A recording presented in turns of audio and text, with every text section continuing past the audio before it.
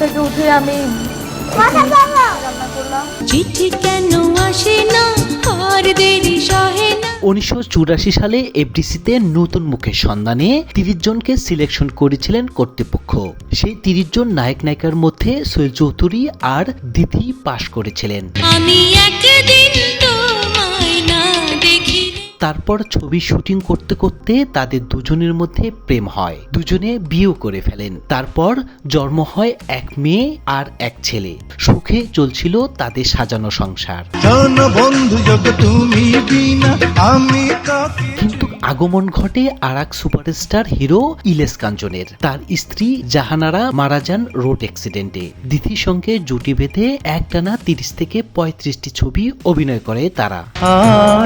বড় সুখে দুটি চোখে। এতগুলো ছবি একসঙ্গে কাজ করতে গিয়ে নায়ক ইলিয়াস কাঞ্চন আর নায়িকা দিতির মধ্যে পরকীয় প্রেমের সম্পর্ক তৈরি হয়। আর তখনই দিতি তার স্বামী নায়ক সোহেল চৌধুরীর মধ্যে সংসারে অশান্তি শুরু হয়। সেই অশান্তি দাবানলের মতো জ্বলে ওঠে আর দিনে রাতে নাইট ক্লাবে লাল পানিতে আসক্ত হয়ে যান সোহেল চৌধুরী। তারপর দিতি একদিন সোহেল চৌধুরীর নিজস্ব বাসা ছেড়ে ভাড়া বাসায় চলে যান তিনি। এই নিয়ে সোহেল চৌধুরী আর দিতির মধ্যে কয়েকবার হাতাহাতি পর্যন্ত হয়। তারপর প্রতি রাতে লাল পানি খেয়ে এসে দিতির বাড়ির সামনে সোহেল চৌধুরী চিল্লাচিল্লিও করেন এবং বাসায় ঢোকার চেষ্টা করেন। তখন সিকিউরিটি গার্ড ঢুকতে বাধা দেন এবং কয়েক দফা মারামারিও হয়। এরপরে দিতি তালাক নোটিশ পাঠিয়ে দেন সোহেল চৌধুরীকে। তারপর থেকে আরো নাইট ক্লাবে বেশি সময় দিতেন সোহেল চৌধুরী। 1998 সালে হঠাৎ কে বা কারা গুলি করে মেরে ফেলেন এই নায়ককে।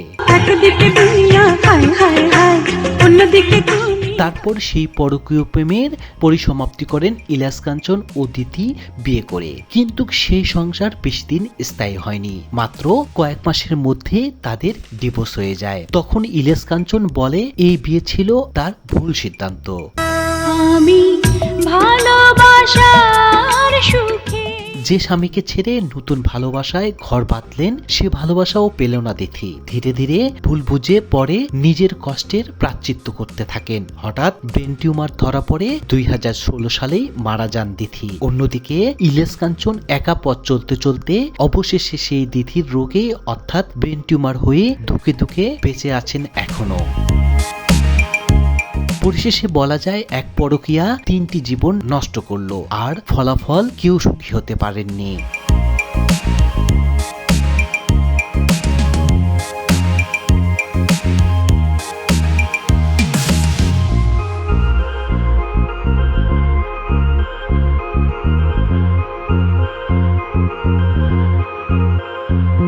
Thank you.